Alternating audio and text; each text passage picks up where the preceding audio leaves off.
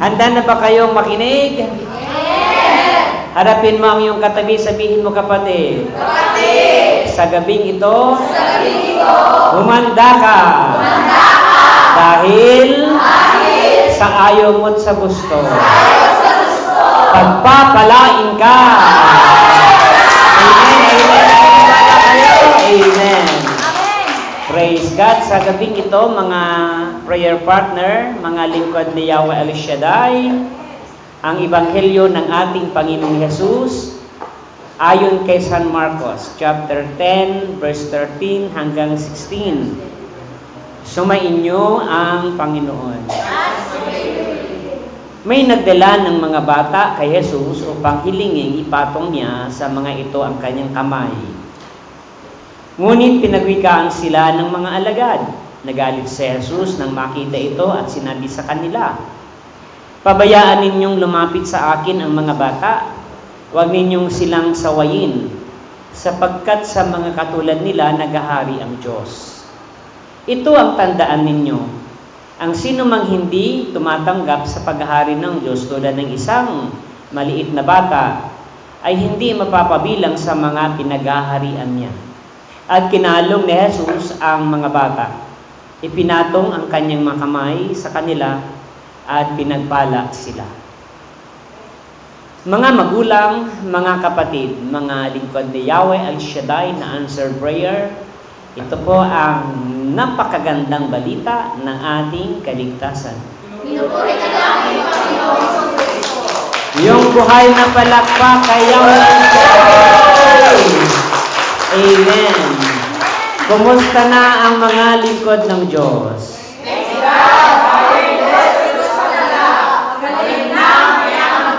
Matalino, matuwid, marangal, wagas ng pag-ibig, malaya, payapang kalooban, maginhawa at matagumpay. Sino ang hindi nakamemorize, itaas ang kamay? Yung hindi pa memorize, sa mga bago pa, assignment nyo yan. Amen? Assignment nyo, alam nyo kung bakit? Kapag memorize nyo yan, ang punong lingkod ay binigyan ng wisdom. Kapag kinumusta ka, hindi lang isang sagot. Kapag kinumusta ka, huwag mong sabihin dati pa rin. Walang mangyayari sa'yo. Amen ba? Sabihin mo, magaling na, mayaman pa, matuwid, marangal, wagas ang pag-ibig, malaya, kaya ang kalooban, maginhawa, at matagumpay. Tingnan nyo, kahit dalawa lang o tatlo o apat ang nasa inyo, sobrang biyaya na yun. Kaysa sabihin mo, eto, walang pera. Amen ba? So, pwede na po kayong umuwi. Nakaupo na po kayo mga kapatid. Kung kayo po ay tumitingin sa ordo, ay hindi nyo makikita ang gospel na ito. Sapagkat ang gospel na ito ay intended lang sa ating bansang Pilipinas because we celebrate the Santo Niño. Amen ba? Again, kapag ang pinanood nyo or pinatingnan nyo ay ang International Ordo, ibang gospel ang inyong mababasa. At special sa ating Catholic sa Pilipinas na tayo ay nagdiriwang ng Santo Niño, mga kapatid. Amen ba? Tanungin mo ang iyong katabi, kapatid. May alam ka ba kay Santo Niño? Anong sagot? Amen. Salamat sa Diyos. Di ko na kayo tanungin kung anong alam nyo, baka magkabukingan tayo. But anyway, sa tulong ng Panginoon, ang Santo Niño ay pinagdiriwang especially ng Catholic Church dito sa ating bansa, at ito ay malimit na pinapersecute ng ibang religion. Amen? Hindi nila kinikilala ang ating tradisyon. Because ang born again, ang tawag doon ay sola scriptura. They only believe in the Bible. But the Catholic is not only sola scriptura, but we have what we call the oral tradition. Amen ba?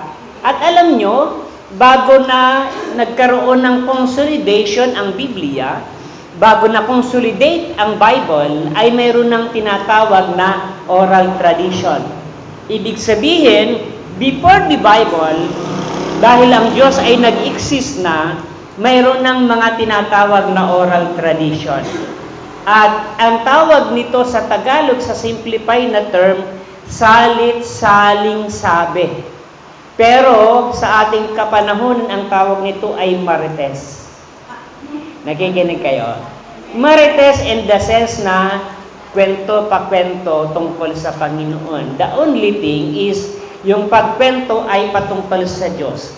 Kaya nga lang ang marites natin tungkol sa mga nabuntis at sinong nakabuntis. Amen ba? Pero ang oral tradition ay pag-contribute ng mga kanilang knowledge na consolidate ang mga mensahe ng Panginoon. Kaya wag ninyong ismulin ang Catholic Church sapagkat napakalalim ng ating foundation. Sabi nga sa isang napakinggang kong pagtuturo sa amin, Catholic faith is not only by faith, but also by facts. Hindi lamang pananampalataya, kundi mayroon tayong mga tangible na mga evidence na makikita para sa basis ng ating pananampalataya. Kaya yung mga ibang sekta, puro lang sila Biblia. Tayo, mayroon tayong mga point of evidence, kagaya ng Santo Niño, mayroon tayong mga tinatawag na religious artifacts, mga kapatid. May mga bagay-bagay tayo na kung saan basis ng ating pananampalataya.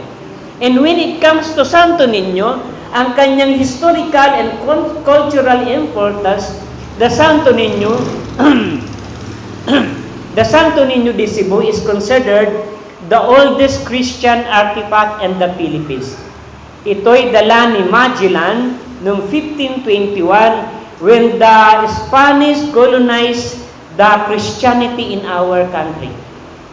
Nagkaroon ng Spanish colonization, the image holds a deep historical and cultural connection to the Filipino people. Amen ba? Kaya ang Santo Niño ay kailangan maintindihan natin na ito ang Batang Jesus, mga kapatid. Batang Jesus na nagsisimbolize ng Christian faith in our heritage, mga kapatid. Kaya alam nyo, sabi na ng isang kwentong mga biro lang, ang Katoliko daw, kapag lumalalim na, nagiging born again. Pero ang born again, na dating Katoliko, at lumalim ang kanyang pananampalataya, nagiging Katoliko ulit. Kasi ang mga born again, along the way, kapag sila ay nag-explore ng kanilang knowledge, they will go back to the Christian, to the Catholic teachings, sapagkat ang scripture ay hindi lamang doon nakabase. We are based on the saints, mga kapatid. The philosophers, sila yung nag-distribute ng mga salita ng Diyos. Alam nyo, nung ako'y tawagin ng Panginoon bilang disciple, ang alam ko lang nung sumigaw, pagpalain kayo, yayaman kayo, okay na ako doon. But along the way, nag-grow ang aking spirituality nung ako'y pag-aralin ni El Shaddai sa tulong ng aking sister wife. Nakapag-aral ako ng 4 years sa evangelization at the same time 2 years in masters sa tinatawag na counseling, mga kapatid ko sa Panginoon. At nung ako'y mag-aral ng 4 na taon sa evangelization, nasalamin ko ang aking sarili. Aba, ang dami ko pa palang hindi alam. And you know what? Kapag lumalim ang knowledge natin sa Panginoon, kung may pananampalataya ka na, lalong madadagdagan, lalong titibay ang iyong pananampalataya. Kaya tayo minsan pinagtatawanan, iniinsulto ng mga born-again Christians because we are only complacent. Hindi natin alam yung mga reasoning natin. We cannot defend our faith, mga kapatid, sapagkat sanay na tayo pagdating sa simbahan, luhod kayo, pag-uwi, pagkatapos ng misa, diretso sa lamesa. Nakikinig ba kayo? Pero nung mag-El Shaddai ka, you learn a lot. Amen ba? Na-open yung faith natin, nagkaroon ng broader yung understanding natin. Alam nyo, hindi ko minamaliit yung mga pure Catholic. sapagkat ako ay nag-aral din sa St. Paul Academy, which is the Catholic school. But then, nung pumasok ako kay El Shaddai, ay ibang-iba pala kaysa iba. Kasi noon, memorize ko yung rosary, which hindi naman masama. Rosary, yung mga Apostles' Creed. Hindi ka pwedeng mag-graduate sa Catholic school na hindi mo alam yung religion. But the only problem is hindi ko ma-feel. Amen ba? Kaya naman, pag pinapapray ako, tawa ako ng tawa. Sabi ng madre, si Agravante, hawakan nyo kasi tinitimp ng demonyo. Kasi habang ako'y nagpipray, tawan ako ng tawa. Kasi wala naman sa puso ko. Tapos sabi ng madre, magtalikod ka, Agravante, para hindi mo makita ang mga demonyo sa harapan mo. Pagtalikod ko sa kanila, alam niyo may kaklase ako doon, pinapatawa din ako. Pero nakita ko yung sacredness ng pagiging Kristiyano nung maranasan ko ang Espiritu ni Jesus. Amen ba? Kaya dito kay El Shaddai, tinatawag tayong mga pipitsugen, tinatawag tayong mga desperado, tinatawag tayong mga bakya. But without their knowing, dito natin naranasan ang kabutihan ni Yahweh El Shaddai. Amen ba? So, paano tayo magiging kagaya ng Santo Niño, mga kapatid? Una, ang title po ng ating pag-aral, A Lesson from Santo Niño, Embracing Childlike Faith. Ang aral tungkol kay Santo Niño na yakapin ang pananampalatayang kagaya ng bata. Nakikinig ba kayo? At ang sabi ng Panginoon sa gospel na ating binasa, mga kapatid ko sa Panginoon, ito ang tandaan ninyo. Ang sino mang tumatanggap sa paghari ng Diyos, tulad ng isang maliit na bata ay hindi mapapabilang sa mga pinaghaharian niya. Sabi ng Panginoon, nagalit sa Diyos nang makita ito, sinabi sa kanila, pabayaan ninyong lumapit sa akin ang mga bata. Binibigyan ng emphasis ni Jesus Christ ang batang Jesus, which is pinagdiriwang natin bilang Santo Niño, na magbigay ng emphasis sa isip natin ang kahalagahan ng Santo Niño sa buhay natin. Nakikinig ba kayo? At ano yung unang aral ng Panginoong Jesus sa buhay natin bilang pag-aaral ng nayakapin ang childlike faith, mga kapatid? The very first thing I mean is to embrace innocence and purity. Yakapin ang pagiging inosente at pagiging pure. Amen ba? Walang ibang pinakamagandang bagay na pwedeng mangyari sa buhay ng tao ay ang maging totoo. Amen. Pakitanong sa iyong katabi. Tingnan mo ang kanyang mata. Sabihin mo sa kanyang kapatid, totoo ka ba? Amen ba?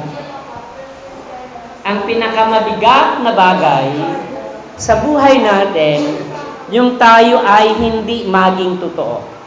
At alam nyo, hindi naman ang ating kapwa ang ating niluluko. Hindi naman lalo si Yahweh ang ating niluluko. Ang ating niluluko, ang ating, kayo ang nagsabi niya. Amen ba? So, embrace the innocence and purity. Sabihin yung innocence. Dalawang bagay ang pwedeng pag-aralan natin, innocence and ignorance. Tandaan nyo, magkaiba ang innocence saka ignorance. An ignorant ay yung mga taong may alam na dapat supposed to be a grown-up people and yet he is ignorant. Halimbawa ako, hindi ko na inabot yung gadget, ako ay magiging ignorante sa gadget. Pero ang innocence ay innocenting walang alam. Ang pwede lang mag-claim ng innocence ay ang sanggol o ang bata. Sa psychology, mayroong tinatawag na tabula rasa. Ang tabula rasa ay Latin word nang ibig sabihin ay blank state, nang ibig sabihin ay bakante. Ang isang bata ay wala pa siyang alam. He is in a blank state. He is in a tabula rasa. Nakikinig ba kayo? Kaya ang bata ay wala siyang pakialam at wala siyang malisya. Kaya wala siyang mali. Kasi wala siyang malisya. Kaya ang mga bata kahit sapagkat siya inosente, kahit maglakad-lakad sa kalsadang walang salawal, walang pakialam. Kung tayo kayang lumakad sa kalsadang walang salawal, pagtatawanan tayo, di ba? Kasi mayroon na tayong alam. Mayroon na tayong malisya, mga kapatid. Pero ang bata, inosente siya. Hindi siya ay pure. Kaya pag nagutom siya, iiyak siya. Amen ba? Pero tayo, nakikare natin ang ating sarili. Kumain ka na ba? Opo, kumain na ako. Pero hindi pa pala. Yung bata, pag nagutom, sasabihin sa'yo nagugutom siya. Pero yung mga taong may alam na, mayroon ng reasoning, mayroon ng kahihiyan, wala na sa kanya yung pagiging pure sa buhay niya. Kaya yung mga taong maraming alam, lalo na nag-aaral sa mga private school, mayroon silang tinatawag na etiquette, mga tinatawag na proper approach sa kapwa, pero maraming kabulukan sa puso. Maraming taong magaling magsalita. Maraming taong magandang makisama. Pero sa totoo, hindi maganda ang galit. Because we hide everything in our lives. Kasi we learn a lot na nagagawa natin gawing tama yung mali at naisasantabi natin kasi mayroon na tayong knowledge. But when it comes to purity, doon tayo nadadaig. Kailangan ang pagiging mabait natin ay totoo. Kailangan ang pagiging matulungin natin ay totoo. Kailangan ang pagiging banal natin ay totoo. Kaya pag sinasabi nila sa akin, Brother Chito, ang bait-bait mo, sabi ko sa kanila, alam mo lang. So, bakit? We hide something. Kahit napakaganda ang pinaka-armas natin bilang Kristiyano, ang pagiging tunay na lingkod. Kasi kapag tayo ay hypocrite, kapag tayo ay may mga itinatago, nangingilian tayo ng harapan, pero nagbubuntala ng puso natin. May ganun mga tao. Amen ba? So, anong ibig ng Panginoon para tayo ay maging kagaya ng bata? Cultivate a heart of innocence by seeking purity in thoughts, in words, in actions. Kailangan palaguin natin, patabain natin ang pagiging innocence. Yung taong walang masamang motibo. Ang Diyos, alam niya ang paglapit natin sa Kanya. At no one can judge. Walang sino mang sa atin na pwedeng magbenta kung banal tayo o hindi. Tayo lang at ang Diyos. Amen ba? Kaya't napakahalaga mga kapatid ko sa Panginoon habang tumatagal, nagkakaroon tayo ng genuine faith sa harapan ng Diyos. Kasi ang magiging kapayapaan natin kapag tayo ay gumagawa ng walang lihim sa kapwa at sa ating sarili. Amen ba? Because God is all-knowing God. God is omnipotent God. And God is omnipresence God. Amen ba? Kahit maganda mga kapatid ko sa paglilingkod, hindi lang tayo kailangan yumaman, hindi lang tayo kailangan maging matalino, kundi maging kagaya ni Kristo. Ang isang philosopher ay na-disappoint sa mga Kristiyano. Hindi ko na kundi ako nagkakamali siya ay si Mahatma Gandhi.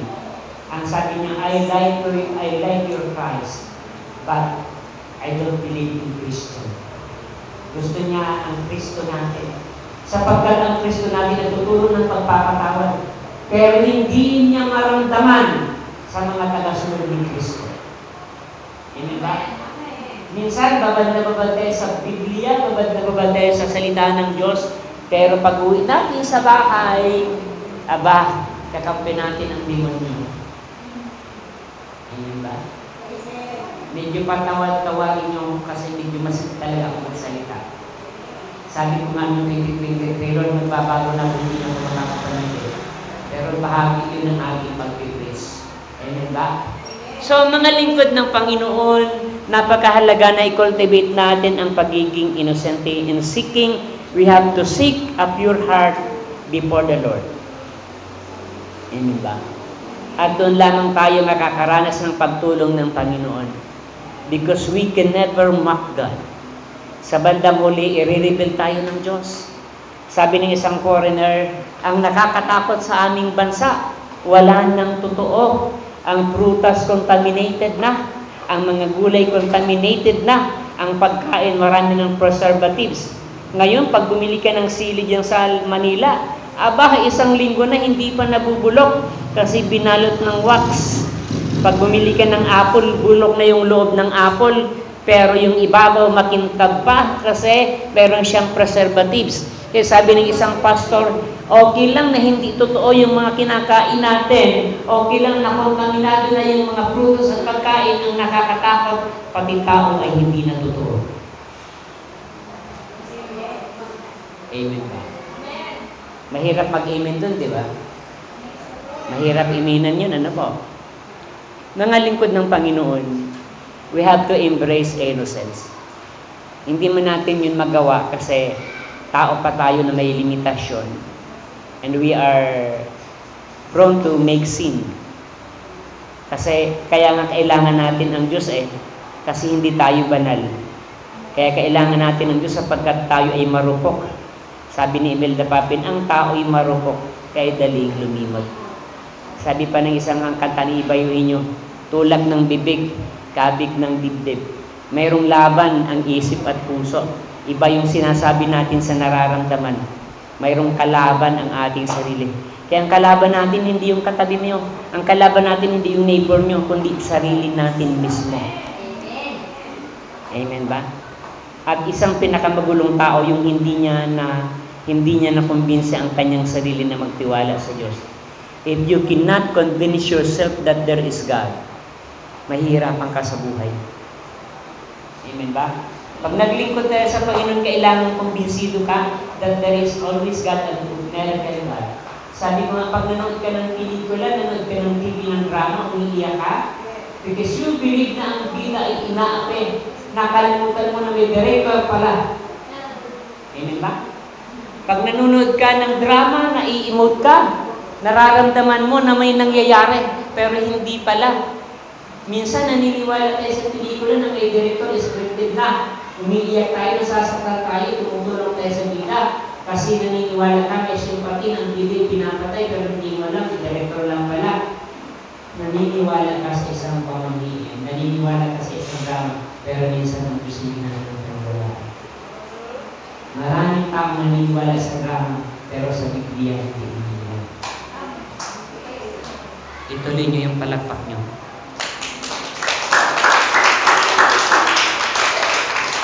Amen ba? So, let go of Zionism and skepticism and approach God with a pure and trusting heart. Iwasan natin ang Zionism and skepticism. Ang Zionism and skepticism ay yung mga taong malakas magduda, malakas na negative sa buhay. Kaya yung bata, ang kanyang katangian ay napakasimple. He only believed that ang kanyang papa ay may perang pambili. Kahit nakikita nyo, kapag sinama nyo ang anak nyo sa palengke, di niya man alam tatangin kung may pera ka, sasabihin niya lang, ibili mo ko ng mama. Sasabihin naman ng mama, wala tayong pera, iiyak. Kasi ang alam niya, ibili mo lang siya, yan lang ang kanyang gusto. Dapat ganun tayo sa Panginoon. If you believe in God, there is no reason because you know that God will make a way. Yung batang sanggol, ganun din sa kanyang magulang. Kapag may gusto siya, may pera ka, wala, ang gusto ko papa yung kotse-kotse. Kaya yung magulang sa amin, matiknik din. Dinaya yung kanyang mga anak. Pag may tumarating na isip, pinapatago yung mga anak. Sabihin niya, mga anak, tumago tayo kasi may tumarating na patay. Kaya pag may tumarating na isip, tumatago yung mga bata kasi may patay. Nagikinig ka kaya? Dinadaya yung mga anak kasi madaling magtiwala yung mga anak. Amen ba? Madaling maloko kasi mga inosente siya, madaling maniwala. Alam niyo, nung bata pa kami, yung aking kapatid na bunso humingi sa tatay namin ng jeep-jeep, na ang paborito niya yung may pilat, ibigay ng jeep-jeep ng maangat. Sabi ng tatay ko, pagpunta ko sa palengke, ibibigay ka namin kayo. Pag galing ng tatay ko sa palengke, walang dalang kotse. Sabi ng tatay ko, asan yung jeep-jeep namin? Unang pa ng 4 na rida. Kulang ng 4 na ulong. Pagbalik namin, dadalang namin. Ay kulang pa lang yung 3 ulong, mga ganun. Pagbalik ng tatay ko, sabi niya, kumusta? Okay na yung gulong sa kapatid, hindi mo padalang wala pang manibela. Alam niyo, yung tatay namin, nakapagloko sa amin ng 1 taon. Akala namin may binubo talaga jeep. Pero sa bandang huli na-realize namin, abalokohan pala ito. Kasi yung mga bata ang daling lukuhin. Nung isang linggo, tumatawag yung kapatid ng bunso. Sabi ko, bakit? Anong problema? Nandito kami sa San Pablo, bibili ako ng bagong kotse. And that is God. Kapag anong pinaniwalaan natin mangyayari. Nung time na kami nasa Bicol pa noon, si Brother Mike nagsasalita, nakikinig ba kayo? Si Brother Mike nagsasalita, alam nyo, sabi ng nanay, hindi kayo, mag-drawing daw kayo. Sino matagal na dito naglilingkod? Yung pinapadrawing ni Brother Mike, mag-drawing ka, di ba?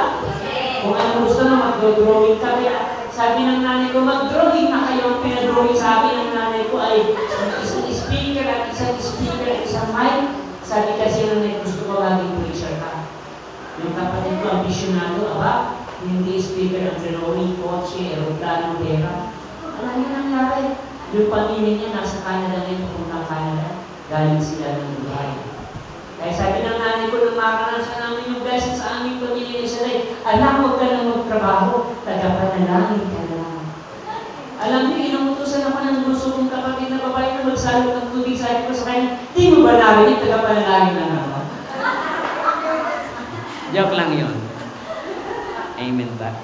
Kasi merong Diyos na nagpapala sa atin. Amen. Palapakan natin ang ating Panginoon. Pangalawa, practice humility and simplicity, mga kapatid. Kailangan i-practice natin ang kapakumbabaan. Amen ba? May mga taong hindi mayabang. Amen ba? May mga taong hindi mapagmalagay, pero ang kanyang puso ay may katigasan. May mga taong hindi naman kontrabida. May mga tao na akalang hindi naman mayabang, pero yung puso niya ay matigas. Mabait lang siya magsalita, pero hindi niya masusundin. Ang tawag doon kayabangan tayo. Kaya nga minsan may loko-loko, magaling. Kumbaga, akala mo parang mabago, pero mas mabait tayo sa kaan. Meron mo na mababait, pero may di mo yun sa loob. Akala mo mapagpakumbaba, pero may halin mo magloob. Kapag tayo ay mapagmataas, we are arrogant before the Lord. We are not dependent on God. Sa amin, kwento ko lang, di ko nabanggitin kung saan lugar. Mayroon doon mayaman, alam niyo, siya ang supporter ng gawain. Nung siya ay maakay, nung siya ay maawi ng isang disciple, umalis. Ang sabi ng worker na ito, alis na ako dyan. Kasi nagkaroon siya ng kaaway. Pero nung siya'y umalis, akala niya palibasa siya'y mayaman, hindi na mabubuo si El Shaddai. Pero alam niya, pinatunayan ni Yahweh na kahit sino man sa atin ang mawala dito, ang Diyos ay mananatiling malakas. No one can boast, sapagkat sabi ng Panginoon sa New Testament, kapag hindi na kayo marunong sumamba sa akin, maging mga bato ay kanyang pasasaktan. And God is good. And we can never boast before Him. Kaya, mahalaga mga kapatid, gawin natin yung the best na paglilingkod sa Kanya. Sapagkat ang pinakasekreto ng buhay paglilingkod, walang iba, hindi mapakinggan at makamtan ang ating kagustuhan, kundi magamit niya tayo ayon sa Kanyang plano. Amen ba? At kailangan, tanungin natin ang ating sarili. May naakay na ba ako, Lord? Huwag po kayong masaktan sa sasabihin ko. Matutuwa ang demonyo kapag tayo ay naglilingkod. Kapag ang ating mga mahal sa buhay ay pinaglalaroan ng demonyo. Amen ba? Hindi apektado ang demonyo ng El Shaddai ka kung hindi mo maakay ang mga mahal mo sa buhay. Hindi big deal sa kanya na nagtataas-taas ka ng kamay. Pero sasabihin ng demonyo, siya lang naman yan eh. Hindi niya nga maakay ang mga mahal sa buhay. Kasi ayaw ng Diyos na ikaw lang ang maligtas. Kaya makita niyo yung gawain na 40 years ang daming inakay. Because God works in a mysterious ways. May bulag na nakakita, may mga baliw na naayos, may mga patay na nabuhay. Nangyari yun. Sabi ko nga kanina, alam niyo, bagyo noon. Kahit bagyo sa Luneta, hindi umaalis yung mga tao. Kahit nagkakalumpak na yung kaniyang mga backstage, hindi nag-aalisan. Yung baha, hanggang dito na hindi nag-aalis. Nagtataka nga si Brother Nick kasi nung wala nang umaalis para mag-ihi.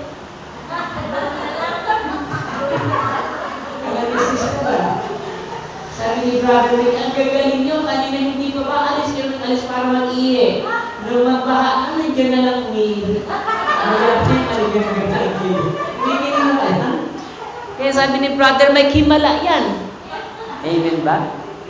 Mga kapatid, napakahalaga na i-depend natin yung ating sarili sa Panginoon. Kaya sabi ko nga, pag nandiyan ka sa anniversary sa Luneta, yung mga galing Bicol yan, galing probinsya, walang baon yan. Ang dala lang niyan yung inutang niyang 1,000 pamasahe. Niwala ka. Isipin nyo, mga taga-probinsya, taga-Bicol, manghihiram ng pera, makapunta ng anniversary. Sabi nga ng mga kakay ng asawa ng pamilya, may 1,000 ka na. Papamasahe mo pa sa gawain. Pag binili mo yan ng baka, 2 kilo, makakahilo pa yung mga anak nyo. Ngayon pupunta ka ng Manila, pag uwi mo may utang ka.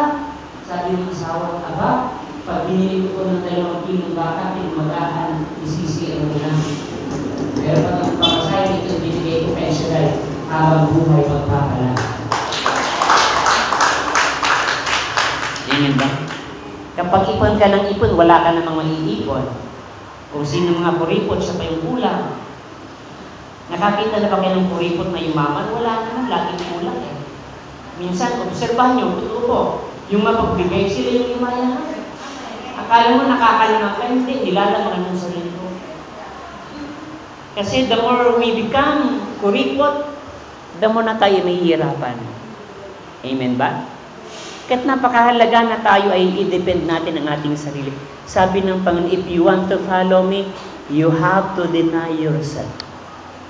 Kaya sabihin mo sa iyong katabi kapatid, kuripot ka ba? Ang mga ngiti nyo, hindi alata na kuripot kayo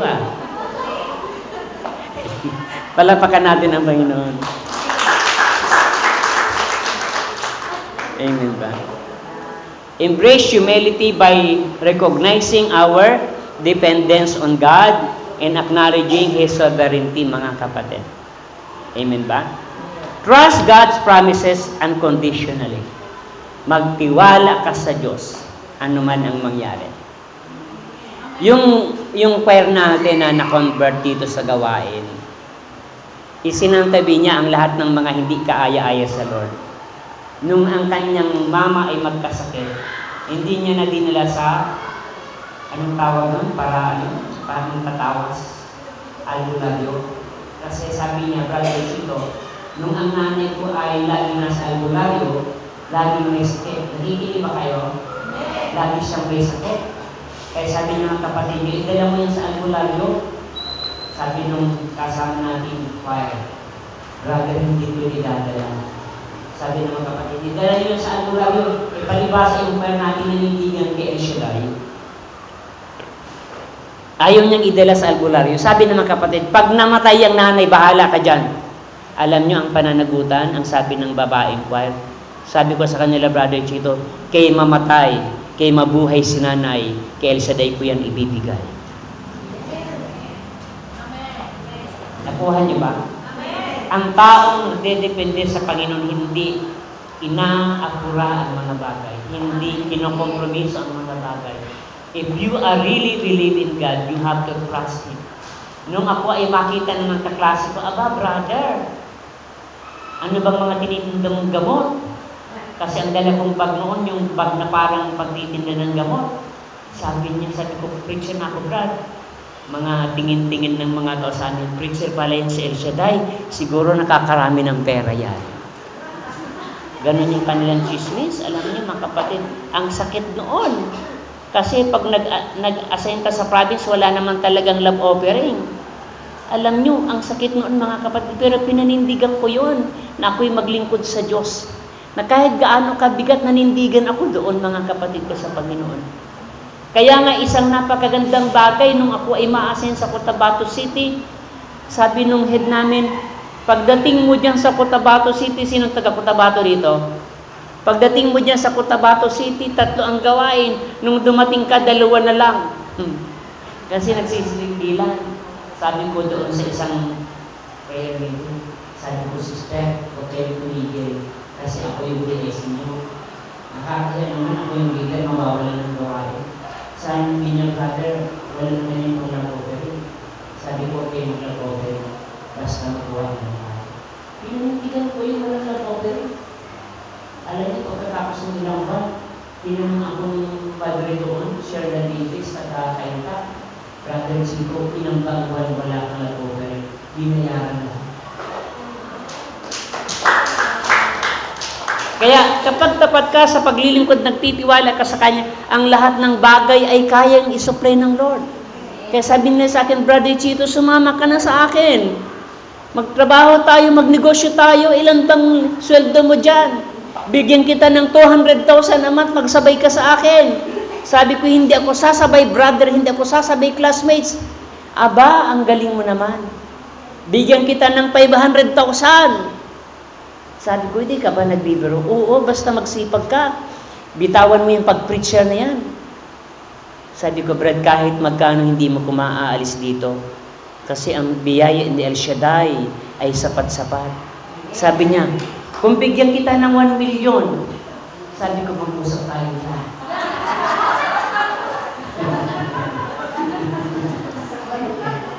Nagkikiri ba kayo? Nabili din pala, no? Pero yung may tiwala sa Panginoon, aba, hindi nabibili. Pero totoo, nung kami nga magnegosyo ng asawa ko, ang dami naming negosyo. Pero isang bagyo lang sa Bicol, nawas out lahat. At nanindigan ako. Sabi niya, ikaw kasi, pili ka pa ng hayo. I-prioritize namin yung negosyo namin. And truly, that God is a plan for us. At alam niyo, binitawan ko yon. Ako yung nag-full time sa paglilingkod. Dito, naglingkod kami, ang daming sacrifice. Yung tinitirhan naming bahay dyan, maliit lang. Kung hindi kay El Shaddai, hindi ako mananatili dito. Away pa kami ng away niyan eh. Kasi gusto mo kasi dito, ayoko dito sa Manila, ang gulo-gulo dito, ang hirap ng traffic. Eh, gusto niya dito, nag-away kami, halos paghayo namin, nagkakasagutan kami. Pero maliit lang kasing tinitirhan namin doon. Pag gumukuha nga ako ng barong, pumipila pa kami. Kasi maliit lang yung kwarto, alam nyo. Pero sabi ko sa kanya, huwag kang mag-alala. Ang mahalaga, nagagamit tayo ng Diyos. Kasi meron pa akong conviction sa aking sarili na kapag you give fully to God, ang Diyos ang bahala sa atin. Tingnan nyo, ilang taon ka nang naghahanap buhay. Kailan ka lang nag-El Shaddai? 10 taon? Wala pa, di ba? Yung iba sa atin, 1 taon pa lang. Yung iba sa atin, ilang buwan pa lang.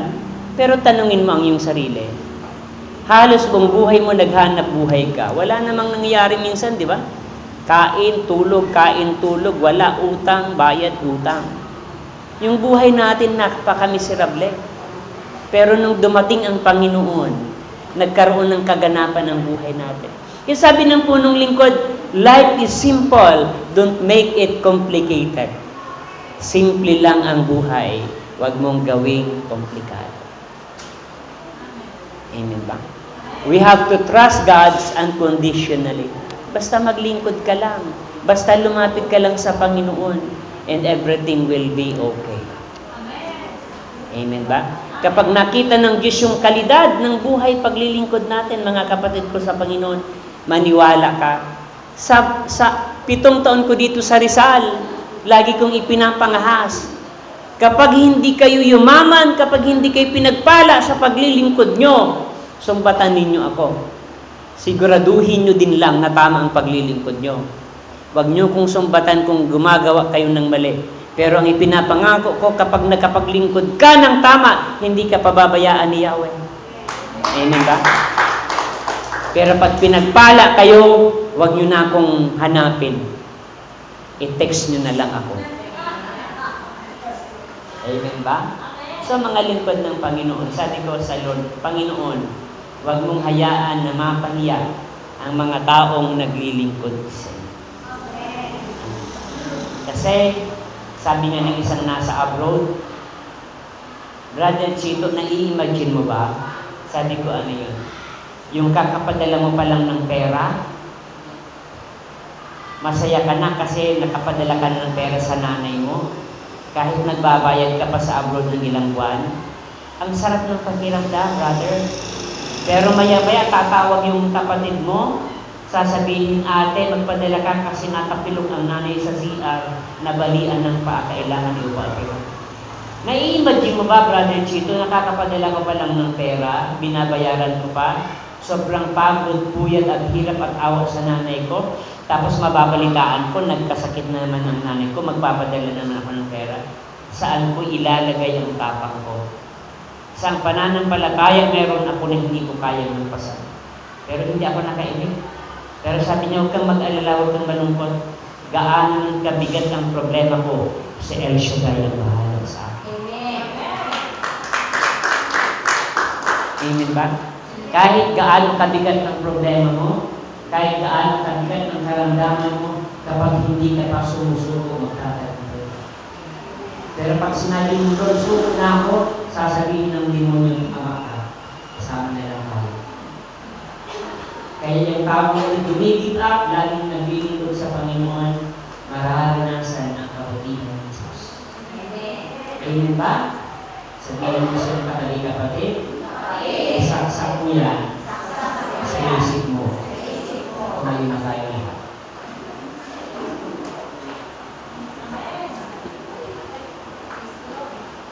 Ilagay natin ang ating kamay sa tapat ng puso natin. At pakinggan natin ang mensahe ng awiting ito. Na ang mensahe ng Lord ay maging aral, maging kalakasan ng ating buhay. Nang sa ganun, makilala natin ang ating sarili. Magkaroon tayo ng self-awareness. Magkaroon tayo ng kamalayan sa ating sarili. Ng mga bagay na naisantabi natin, ang mga bagay na nalampasan natin, ibigay natin sa Panginoon. Puso ko iyong sinisiyasan.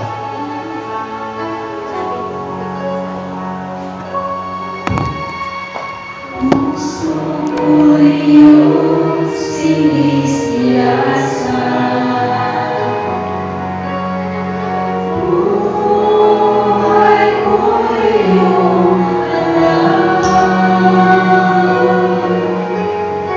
Ang lahat kong hihip, O Yahweh, ay tiyak mo ng ang lahat ng ating ginagawa sa'yo ay ipinigil. Ang lahat mong hihip, O Yahweh, ay tiyak mo ng nalalaman. Salamat, Panginoon, kilala mo ako. Ang lahat ng bagay ay hingin sa'yo. Salamat, Panginoon, itutuloy mo ako. Ikaw lang ang may alam ng aking patutunguhan. Salamat sa'yo, Panginoon. Puso ko iyong sinisiyasan. Buhay ko iyong alam. Ang lahat kong hihip, O Yahweh, ay tiyak mo ng nababalik. Ang lahat ng ating ginagawa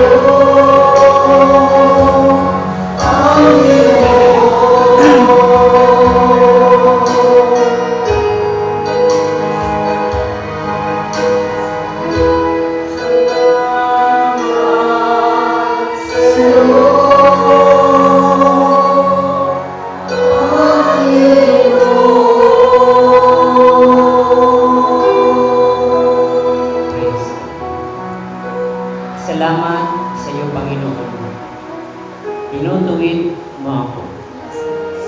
Alam namin, Lord, na ikaw lamang talaga ang may kakayahan magbago ng buhay namin.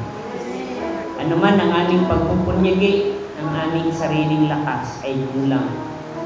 Subalit, binigyan mo kami ng kakayahan na siya sa atin ang aming pagkatao. Magkaroon kami ng malalim na kaalaman at malinaw na pananaw ng buhay namin ay palaging naliligaw ng landas. Subalit, salamat sa iyong salita. Salamat sa iyo, Yahweh El Shaddai, na dumating ka sa aming buhay.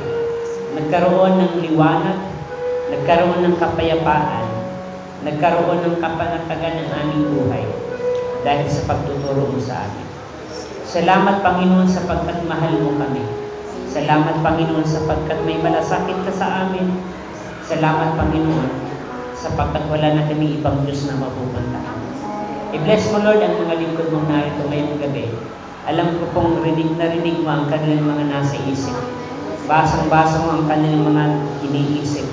At anuman ang kanilang mga hangarin sa buhay, sa kanilang pamilya, sa kanilang personal na pakikipag-ugnayan sa iyo.